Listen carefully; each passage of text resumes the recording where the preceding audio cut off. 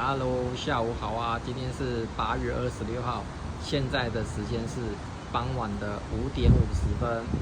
然后刚刚快下班的时候啊，就狂风暴雨，然后现在出太阳了，所以就跑到屋顶来这边看，出现一个大彩虹。然后从这边，看很大哦，有没有？很漂亮，很完整哦。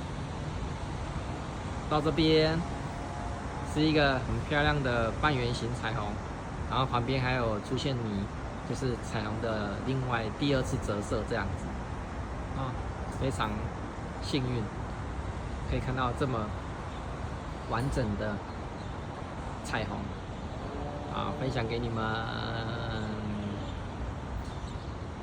啊，好大哦，而且颜色很鲜艳啊。